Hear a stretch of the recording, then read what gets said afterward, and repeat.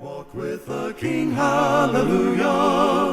I walk with the King, praise his name. No longer I roam, my soul faces home. I walk and I talk with the King. Welcome back to Truth and Reason. I'm Chris Kramer.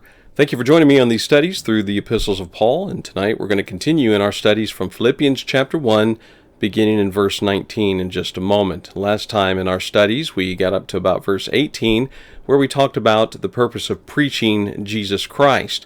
And Paul continues his thoughts in regard to preaching Christ, but for a greater purpose, and that is, of course, to live is Christ. He's talking about just not the gospel that we preach, but the gospel that we live for, and it should be our life. When we think about, I'll just use terms that we might be familiar with, like going to church, being part of a church. We have to understand that it's not just showing up and attending and sitting and singing a few songs and giving our money and listening to a message. It's a matter of who we are living for. It is a matter of our daily life and conducting ourselves in the ways of the Lord. And we'll talk more about that toward the end of the lesson. But let's go ahead and begin in Philippians chapter 1, verses 19 and following, and we're just going to be looking at the purpose of preaching Christ from a little bit more of a personal side of Paul's situation, as he was, of course, imprisoned at this time, and this is one of four, as we know it, epistles that he wrote in his imprisonment, and some of the most encouraging ones that you'll find, for he found opportunity to teach the gospel. But looking at verse 18 from last week, he says, "What then? Only that in every way, whether in pretense or in truth, Christ is preached. And in this I rejoice, yes, and will rejoice." If you remember in our last study, we talked about those that preached Christ from various motivations. Some were envious of Paul, some were doing it for their own selfish ambitions, and of course, he mentioned the most important thing, and that is preaching with love and goodwill. And so he says he's just glad that the gospel is being preached. And just understand that no matter who's preaching the gospel, as long as it's the truth of the gospel, we need to be listening to it. We don't put our stock in salvation in a man except for Jesus Christ. But Paul has a purpose for himself as well. We need not forget the fact that Paul was a person that was willing to, you could say, give his own soul for the sake of others, but he knew that's not the way that God designed the gospel. So he says in verse 19, "For I know that this will turn out for my deliverance through your prayer and the supply of the Spirit in Jesus Christ." And so let's stop there as we look at Paul's confidence that he had. As he pointed out in our last lesson, he had confidence where he was and saw that his being in chains was for the furtherance of the gospel. And he says it's given boldness for the brethren who are here, some of the brethren anyway, to be bold and to preach and to stand for what is right, even to the point that even those of the palace, Caesar's household, would recognize the goodness of these people, and especially Paul, and that living for Jesus Christ, well, there's something to that. And it wasn't for government overthrowing or anything like that. You have to remember that a lot of times Jesus himself was looked at some usurper of authority, whereas he was exactly the opposite. And he brought the authority of God in a spiritual way, teaching about the kingdom of God from a spiritual point of view. So Paul, again, going back to his point, says, "I know I'll be delivered." Now, how that deliverance is going to take place, I don't think he exactly knew, but he had a confidence that he would continue, that he would remain, and historically it's pretty well noted that Paul would eventually receive freedom for a time before he's brought back into imprisonment again, and then eventually giving his life for the Lord. But of course, what we find at the end of Acts and what we find in the epistles that he writes is kind of the last recorded words that we have of Paul, sufficient for our understanding of the gospel. So we'll find out more someday, I think, when we're with him eternally in heaven. But he makes the point that the preaching will continue. No matter what may be, whether I'm delivered in this life or I'm delivered unto the next life, makes no difference. he says, and I'm jumping ahead a little bit, but he says, for me to live is Christ, to die is gain. And, I don't want to steal the thunder of the next few verses, but here he says, through your prayer and supply of the Spirit of Jesus. In other words, God's will be done in these things. Preaching will continue. No man can stop that. We need to take confidence in that even today. And we see that Paul will be delivered from bondage in one way or the other. But God's will continue. It's not like if Paul's gone, it all falls apart. No. He has made provisions for those to go on teaching without him, men like Timothy and Titus and so on. But we also understand that, it's not about just one man and his gospel. It's about the gospel of Jesus Christ. That's why we have it today, almost 2,000 years later since these things were written. God has preserved them for us. And what is he calling upon us to do? Pray. Prayer means that we rely on the Lord's will and not on our own. You remember in our last lesson how folks were trying to stop Paul from going to Jerusalem because it was revealed by the Spirit even that he would be bound. Well, the brethren interpret that as being, a bad thing. We don't want Paul bound and carried off to Rome, but it was Paul himself who appealed to Caesar that began that journey to Rome. He knew what his work and mission the Lord was, and he knew that this bondage would not lead him, at least initially, to his death. He knew that there was work to be done. So what we can understand from this is that we need to rely upon God's plan of salvation, obviously, and God's plan of carrying out the gospel in our lives. And we can sit around all day thinking about the best ways to reach people and to evangelize and bring people to the Lord. And there are a lot of man-made ways that people really rely upon. But the truth of the matter is God's will is going to be done. No man can thwart that, even though he might try. He may affect an individual's faith, but he'll never destroy the Bible. Men have tried to do that in the past.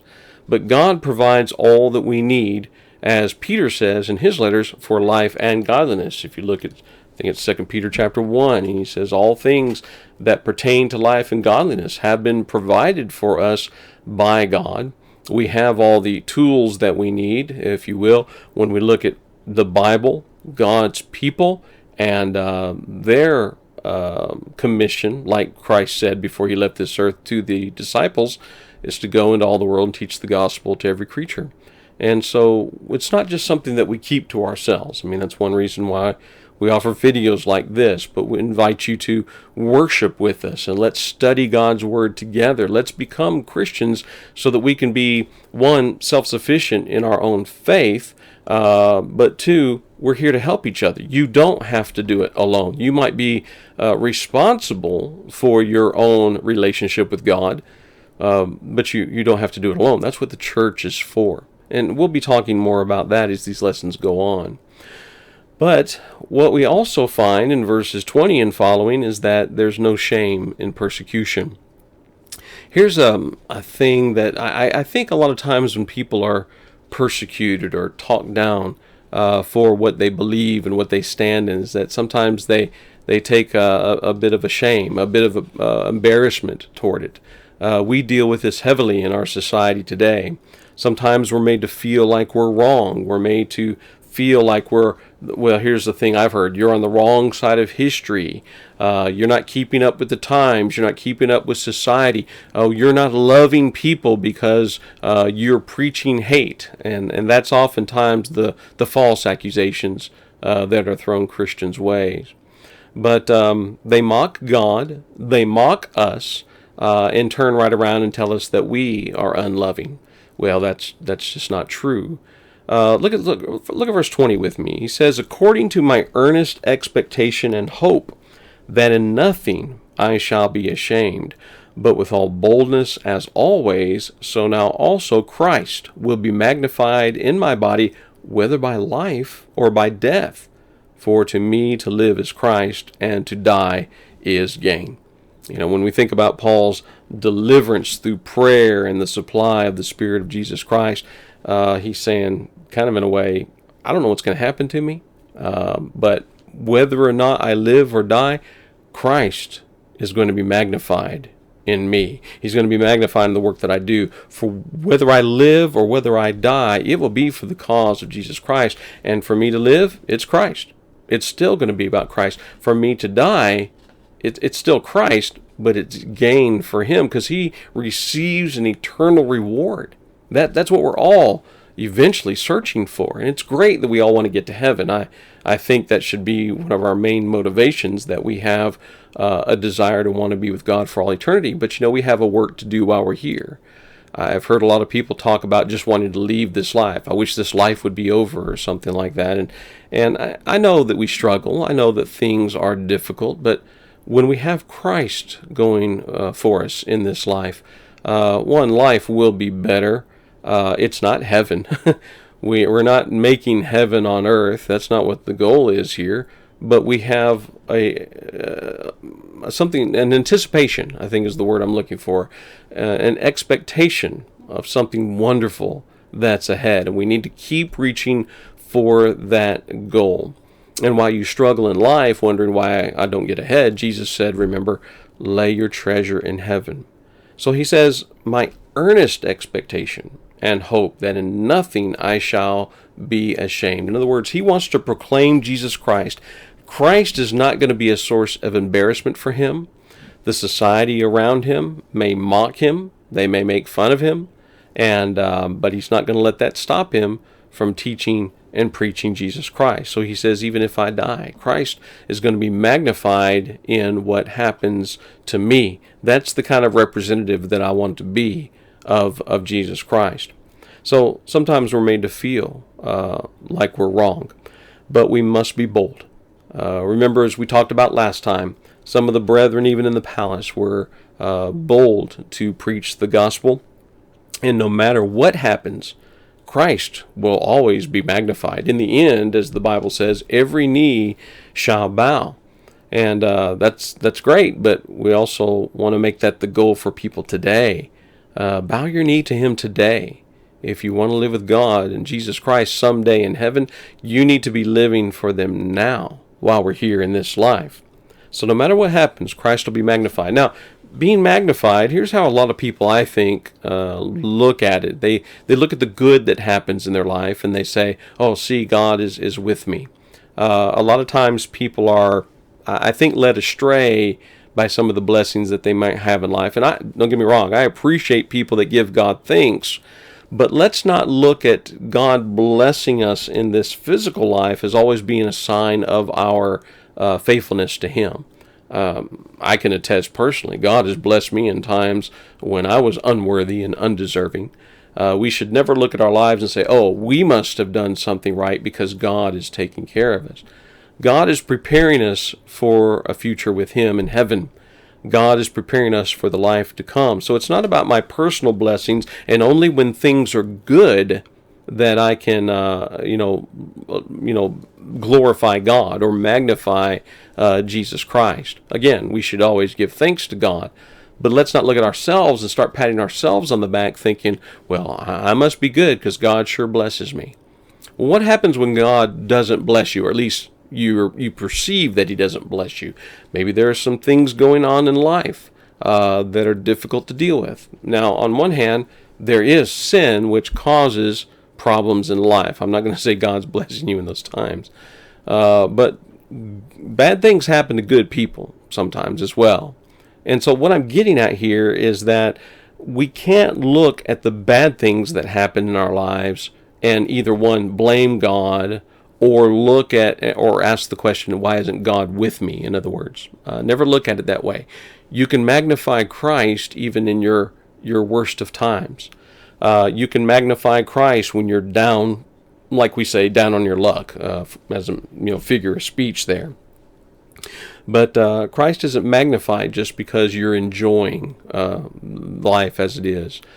Christ isn't magnified just because you are successful in life. Now, again, not to confuse the matter, but magnify Christ in all that you do. Proclaim his name, give him thanks, show people that yes, the blessings I have are from the Lord. I'm not denying that in this case, but I'm reminding us these people that Paul's writing to are dealing with persecution. Paul's writing from imprisonment for the cause of Christ. So he's encouraging them that no matter what you go through, and in these persecutions that you're sharing with me, Christ is still magnified. Let's not forget that. Let's not look at certain times in history and say, "Oh, things are rough, things are terrible. Oh, I wish the church could be like it was 50 years ago," or whenever you might perceive that people were more faithful, there was more faithfulness or at least godliness in our countries, in our societies. Yes, I think we all long for what we like to call the good old days. But remember that we can also make the good old days the days that we are currently living in, because sometimes tomorrow won't be as good as today, just from a physical perspective. But will Christ still be magnified? That's the question that we have to ask, and it's the question that we have to answer. It's the question that we are responsible for carrying out in our own lives, and we'll talk about conduct in just a moment. So let's talk about the next point that I believe Paul is making here, and that, if it was his choice, all right, and I'm not saying that he chooses to live or die, but if it was his choice, it's kind of the way that I look at it, he chooses to live for the purpose of others. Let's read a good section of passage here from 22 through 26. Where he says, "But if I live on in the flesh, this will mean fruit from my labor. Yet what I shall choose I cannot tell, for I am hard pressed between the two, having a desire to depart and be with Christ, which is far better. Nevertheless, to remain in the flesh is more needful for you, and being confident of this, I know that I shall remain and continue with you all for your progress and joy of faith, that your rejoicing for me may be more abundant in Jesus Christ by my coming to you again." Okay, let's just stop there and reflect a little bit on what Paul says here. And, when we look at our lives and we may find ourselves in some difficult situations in life, and we may say, well, it would just be better if I weren't here. I'm sure at some point a few people have struggled with that. We all think about maybe the old movie, It's a Wonderful Life, where George Bailey just, gets his wish when he says it would have been better had I never been born. Yet he was shown through, spiritual means. I'm not saying I agree with those kinds of things. It's purely a show of fantasy, but it does teach an interesting story. What would other people's life be like without you? And it's not that we walk into a place and we think that we're anybody's hero. I mean, that's not what Paul is doing here. But he is saying, I have a desire to go and to leave and depart this life and to be with Christ. Nothing wrong with that. Now, Paul, he doesn't have the power to hasten that, and certainly we cannot take our lives in our own hands. This is not what Paul is teaching at all. But he's saying that his understanding of the situation is that he has a little more life left in him. And in so doing, it's not going to slow him down in the teaching of the gospel. And he says, for me to be here, it's going to be better for you. And is that arrogance on his part? When he says to the Corinthians in 1 Corinthians 11 verse 1, he says, imitate me as I imitate Christ. Is he bragging about himself? No. He's saying, I'm going to make it my purpose, and I'm going to make it my work in life to magnify Christ, as we talked about a moment ago. And I'm going to teach you, and I'm going to encourage you, and I'm going to lift you up. And this should be the goal that we have while we're here in this life. How many people just think they can kind of retire from the Lord and say they get to a certain point in their life and it's like, I'm just sitting around waiting for heaven. Well, let's just remember, Paul didn't sit around waiting for heaven. Any choice that we make needs to be in service to the Lord. It could be in what we might call an official office capacity. You could serve in some type of work within the church, preaching, teaching, as an elder, a deacon, some kind of servant in that regard. There's a lot of things that we feel compelled to do because there is a need for local churches to have men in place to do work like that. But no matter who you are, no matter what you do, as I've pointed out in past lessons, let's just talk about going to church. When you go to church, is it to be served or is it to serve? Do you look at situations and say, well, we've appointed deacons to serve, so I'm just going to come and sit, and people are going to serve me. They're going to come to me, and they're going to greet me, and they're going to treat me a certain way. That's a very selfish perspective to have, especially toward your fellow brethren that you claim to love. Here's the problem with people. They go to church to be loved. No, no, no. You go to church to love. You go to church and assemble with the saints to share in the gospel with them. Not to be fed and not to be served. There's some people, and it was once described like this. You've got two types of people that show up to church. You got people that show up with aprons on, and you got people that show up with bibs on. I'll just leave that to your imagination, and you must ask yourself, what am I wearing to church? Paul says it's far better to be with the Lord. So as I pointed out earlier, if you want to be with the Lord someday in heaven, you need to be with him right now. While we're here on this earth, you need to render obedience to Jesus Christ. And he says, I have confidence in the Lord's work. I have confidence that, to remain in this flesh is needful for you. And I'm confident of this. I know I shall remain and continue for your progress and joy. Look at what he says here. When we think about this desire to bring joy to others, how do we do that? We do it through Jesus Christ. We do it through his gospel. I believe Paul's words are very noble here on a personal level. I think there's nobility in desiring the progress and the faith of others, and that his desire would be such. Sometimes we just, this big question about life or death, we leave it in God's hands, and as we should. But no matter what that answer might be, no matter what God, quote unquote, calls us to do in this life, it should always be for his glory. Let us never forget that point. And so Paul desired joy for them in the Lord. And as we've studied many times, the only joy that we truly have is from the Lord and in the wisdom of God. I'm going to save the rest of the verses for our studies next week, because what I want us to also conclude in these passages is that whatever happens, they need to stick together. Stay united. And so that'll be our topic in our next lesson. I thank you for joining me today on this study through Philippians, and I look forward to our studies next time on Truth and Reason. I walk with the King, hallelujah. I walk with the King, praise his name. No longer I roam, my soul